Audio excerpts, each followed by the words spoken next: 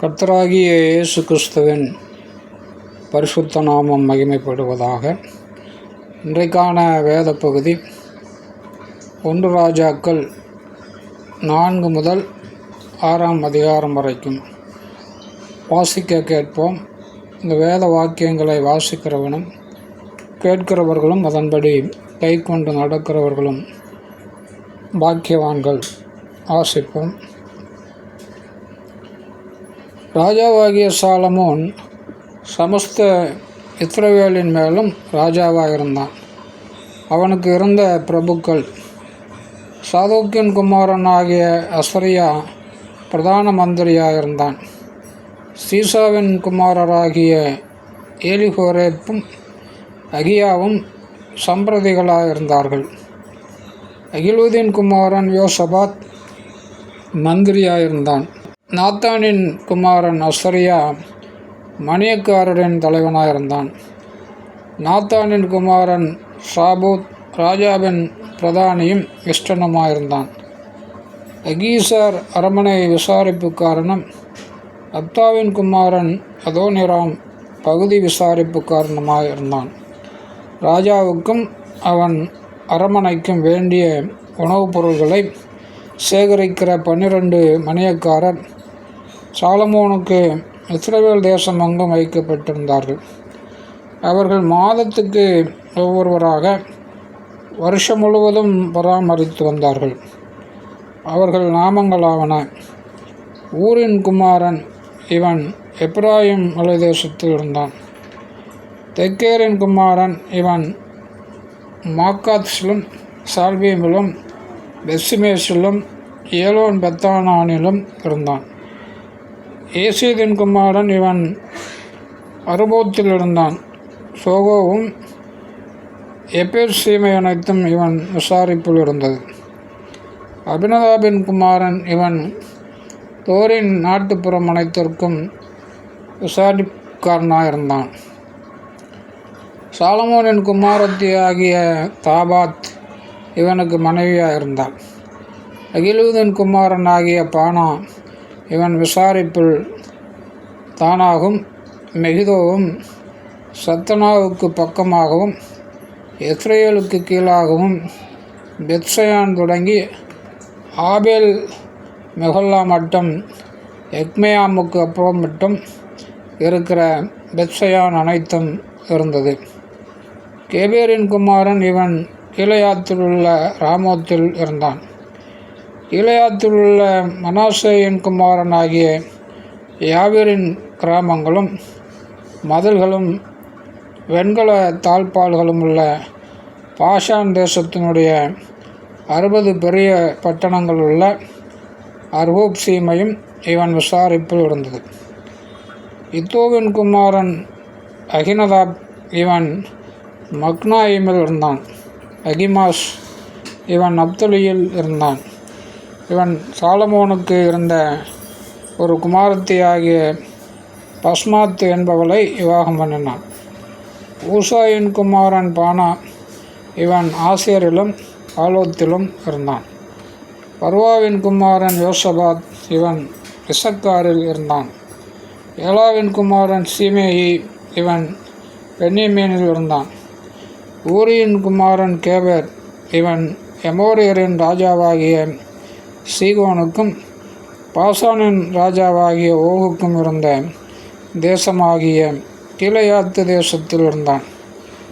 இவன் மாத்திரம் அத்தேசத்தில் அதிபதியாக இருந்தான். யூதாவும் இஸ்ரவேலும் கடற்கரை மணலத்தனை ஏராளமாக இருந்தது. புசித்து குடித்து மகிழ்ந்து கொண்டிருந்தார்கள். நதி தொடங்கி பெலிஸ்தர் தேச வழியாய் எகிப்தின் எல்லை மட்டும் இருக்கிற சகல ராஜ்யங்களையும் சாலமோன் ஆண்டு கொண்டிருந்தான்.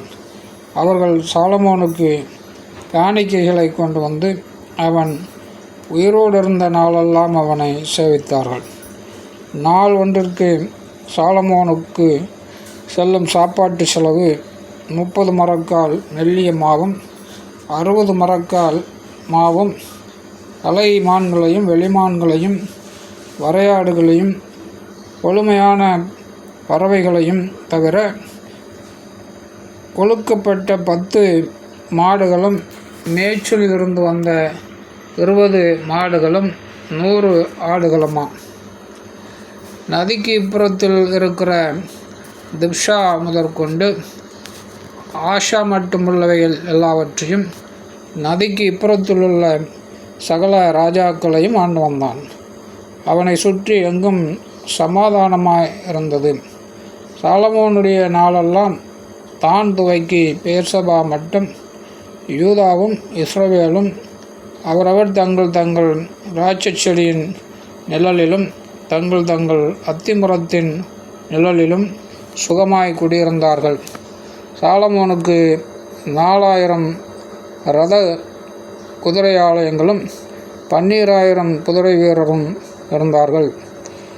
மேற்சொல்லிய மணியக்காரரில் ஒவ்வொருவரும் தன் தன் மாதத்தில் சாலமோன் ராஜாவுக்கும் ராஜாவின் பந்திக்கு வரும் யாவருக்கும் வேண்டியவைகளை ஒரு குறையுமின்றி பராமரித்து குதிரைகளுக்கும் ஒட்டகங்களுக்கும் வேண்டிய வார்கோதுமையும் வைக்கோலையும் அவரவர் தங்களுக்கு இடப்பட்ட கட்டளையின்படி அவைகள் இருக்கும் ஸ்தலத்திற்கு கொண்டு வருவார்கள்.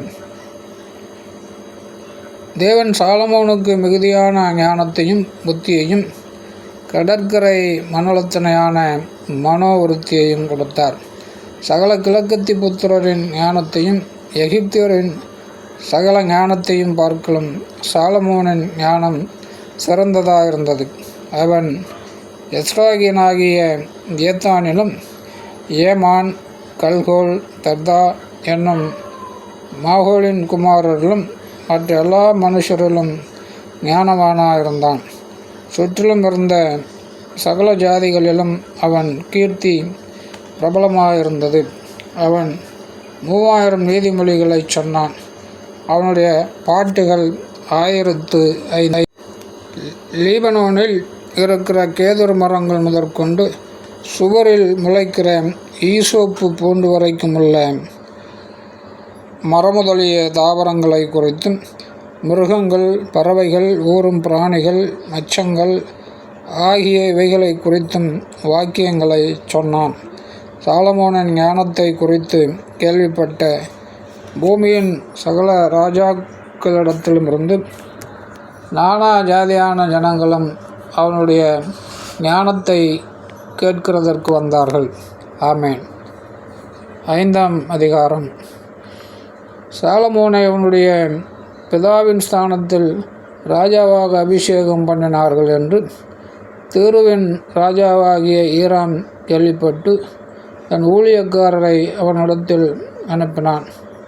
ஈராம் தாவீதுக்கு சகல நாளும் சிநேகிதனாயிருந்தான். அப்பொழுது சாலமோன் ஈராமினிடத்தில் ஆட்களை அனுப்பி, என் தகப்பனாகிய தாவீதின் சத்துருக்களை கர்த்தர் அவருடைய பாதங்களுக்கு கீழ்ப்படுத்திவிடும் அளவும் அவர்கள் தம்மை சுற்றிலும் செய்கிற யுத்தத்தினால் அவர் தம்முடைய தேவனாகிய கர்த்தருடைய நாமத்திற்கு ஆலயத்தை கட்ட அவருக்கு கூடாதிருந்தது என்று நீர் அறிந்திருக்கிறீர். ஆனாலும் இப்பொழுதோ என் தேவனாகிய கர்த்தர் எங்கும் எனக்கு இளைப்பாறுதலை தந்தார். விரோதியும் இல்லை, இடையூறும் இல்லை. ஆகையால் நான் உன் ஸ்தானத்தில் உன் சிங்காசனத்தின் மேல் வைக்கும் உன் குமாரனே என் நாமத்திற்கு ஆலயத்தை கட்டுவான் என்று கர்த்தர் என் தகப்பனாகிய தாவீதினிடத்தில் சொன்னபடியே என் தேவனாகிய கர்த்தரின் நாமத்திற்கு ஆலயத்தை கட்ட வேண்டும் என்று இருக்கிறேன். ஆதலால் லீபனோனில் எனக்காக கேதுரு மரங்களை வெட்ட கட்டளையிடும். சீதோனியரைப் போல மரமட்டு வேலை அறிந்தவர்கள் எங்களுக்குள்ளே எவரும் இல்லை என்பது உமக்கு தெரியும். அதற்காக என் வேலைக்காரர் உம்முடைய வேலைக்காரரோடு இருப்பார்கள். நீர் சொல்வதின்படியெல்லாம் உம்முடைய வேலைக்காரரின் சம்பளத்தை உமக்கு கொடுப்பேன் என்று சொல்லச் சொன்னான். ஈராம் சாலமோனின் வார்த்தைகளை கேட்டபோது மிகவும் சந்தோஷப்பட்டு அந்த ஏராளமான ஜனங்களை ஆளும்படி தாவீதுக்கு ஒரு ஞானமுள்ள குமாரனை கொடுத்த கர்த்தர் என்று ஸ்தோத்தரிக்கப்படுவாராக என்று சொல்லி ஈராம் சாலமோனிடத்தில் மனுஷரை அனுப்பி, நீர் எனக்கு சொல்லி அனுப்பின காரியத்தை நான் கேட்டேன். கேதுரு மரங்களுக்காகவும் தேவதாரு விருட்சங்களுக்காகவும் உம்முடைய விருப்பத்தின்படி எல்லாம் நான் செய்வேன். என் வேலைக்காரர் லீபனோனில் இருந்து அவைகளை இறக்கி கடலிலே கொண்டு வருவார்கள். அங்கே நான் அவைகளை தெப்பங்களாக கட்டி நீர் நியமிக்கும் இடத்திற்கு கடல் வழியாய் அனுப்பி அவைகளை அவிழ்த்து ஒப்புப்பேன். அங்கே நீர் அவைகளை ஒப்புக்கொண்டு என் ஜனங்களுக்கு ஆகாரம் கொடுத்து என் விருப்பத்தின்படி செய்ய வேண்டும் என்று சொல்லச் சொன்னான். அப்படியே ஈராம் சாலமோனுக்கு வேண்டிய மட்டும் கேதுரு மரங்களையும் தேவதாரி விருட்சங்களையும் கொடுத்து கொண்டு வந்தான். சாலமோன் ஈராமின் அரமனைக்கு போஜனத்திற்காக 20,000 கலம் கோதுமையும் இடித்து பிழிந்த ஒலிவ மரங்களின் 20 கல எண்ணெயையும் கொடுத்தான். இப்படி சாலமோன் ஈராமுக்கு வருஷாந்தரம் கொடுத்து வந்தான்.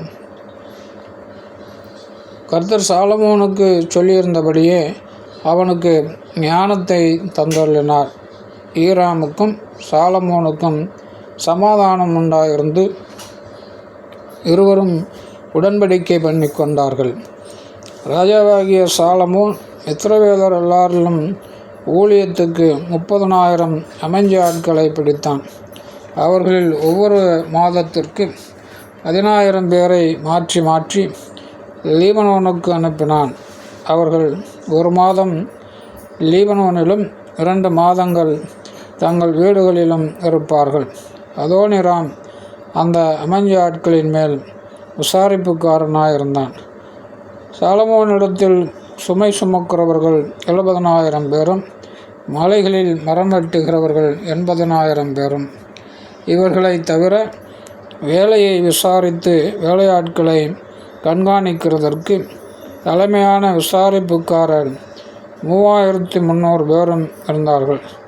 வெட்டின கல்லால் ஆலயத்துக்கு அஸ்திபாரம் போட பெரிதும் விலையேற பெற்றதுமான கற்களை கொண்டு வர ராஜா கட்டளையிட்டான். ஆலயத்தை கட்ட சாலமோனின் சிற்பாசாரிகளும் ஈராமின் சிற்பாசாரிகளும் கிபலி ஊராரும் அந்த மரங்களையும் கற்களையும் வெட்டி ஆயத்தப்படுத்தினார்கள். ஆமென். 6ஆம் அதிகாரம். இஸ்ரவேல் புத்திரர் எகிப்து தேசத்திலிருந்து புறப்பட்ட 480ஆம் வருஷத்திலும் சாலமோன் இஸ்ரவேலின் மேல் ராஜாவான 4ஆம் வருஷம் ஷீப் மாதமாகிய 2ஆம் மாதத்திலும் அவன் கர்த்தரின் ஆலயத்தை கட்டத் தொடங்கினான். சாலமோன் ராஜா கர்த்தருக்கு கட்டின ஆலயம் 60 முழ நீளமும் 20 முழ அகலமும் 30 முழ உயரமுமாய் இருந்தது. ஆலயமாகிய அந்த மாளிகையின் முகப்பில் அவன் கட்டின மண்டபம் ஆலயத்தின் அகலத்திற்கு சரியாய் 20 முழ நீளமும் ஆலயத்துக்கு முன்னே 10 முழ அகலமுமாய் இருந்தது. பார்வைக்கு குறுகி போகிற ஒடுக்கமான ஜன்னல்களை ஆலயத்திற்கு செய்வித்தான். அவன் தேவாலயத்தின் சுவரும் சந்நிதி ஸ்நால்சோருமாகிய ஆலயத்தின் சுவர்களுக்கு அடுத்ததாய் சுற்றுக்கட்டுகளை கட்டி அவைகளில் அறைகளை சுற்றிலும் உண்டாக்கினான். கீழே இருக்கிற சுற்றுக்கட்டு 5 முழ அகலமும் நடுவே இருக்கிறது 6 முழ அகலமும், 3ஆவதாய் இருக்கிறது 7 முழ அகலமுமாயிருந்தது. அவைகள் ஆலயத்தினுடைய சுவர்களிலே தாங்காதபடிக்கு ஆலயத்தை சுற்றிலும் புறம்பே ஒட்டுச்சுவர்களை கட்டுவித்தான். ஆலயம் கட்டப்படுகையில் அது பணிதீர்ந்து கொண்டு வரப்பட்ட கற்களாலே கட்டப்பட்டது. ஆகையால் அது கட்டப்படுகிற போது சுத்திகள், வாட்சிகள் முதலான எந்த இருப்பு ஆயுதங்களின் சத்தமும் அதில் கேட்கப்படவில்லை. நடு அறைகளுக்கு போகிற வாசற்படி ஆலயத்தின் வலதுபுறத்தில் இருந்தது. சுழற்படிகளால் நடு அறைகளுக்கும் நடு அறைகளிலிருந்து 3வது அறைகளுக்கும் ஏறுவார்கள். இவ்விதமாய் அவன் ஆலயத்தை கட்டி கேதுருமர உத்தரங்களாலும் பலகைகளாலும் ஆலயத்தை மச்சுப்பாவி முடித்தான். அவன் 5 முழ உயரமான சுற்றுக்கட்டுகளை ஆலயத்தின் மேலெங்கும் கட்டுவித்தான். அவைகள் கேதுரு மரங்களால் ஆலயத்தோடு இணைக்கப்பட்டிருந்தது. அப்பொழுது கர்த்தருடைய வார்த்தை சாலமோனுக்கு உண்டாயிற்று. அவர், நீ என் கட்டளைகளின்படி நடந்து என் நீதி நியாயங்களை நிறைவேற்றி என் கற்பனைகளின்படியெல்லாம் நடந்து கொள்ளும்படிக்கு அவைகளை கை கொண்டால், நீ கட்டுகிற இந்த ஆலயத்தை குறித்து நான் உன் தகப்பனாகிய தாவீதோடு சொன்ன என் வார்த்தையை உன்னிடத்தில் நிறைவேற்றி இஸ்ரவேல் புத்திரர் நடுவில் வாசம் பண்ணி என் ஜனமாகிய இஸ்ரவேலை கைவிடாதிருப்பேன் என்றார். அப்படியே சாலமோன் ஆலயத்தை கட்டி முடித்தான். ஆலயத்து சுவர்களின் உட்புறத்தை தளம் தொடங்கி சுவர்களின் மேல்மச்சு மட்டும் கேதுரு பலகைகளால் மூடி, இப்படி உட்புறத்தை மரவேலையாக்கி ஆலயத்தின் தளத்தை தேவதாரு விருட்சங்களின் பலகைகளால் தளவரிசைப்படுத்தினான்.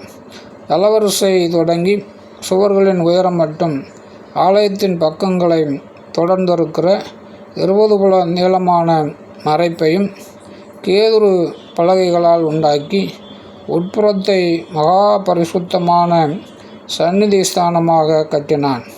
அதன் முன்னிருக்கிற தேவாலயமாகிய மாளிகை 40 முழ நீளமாயிருந்தது.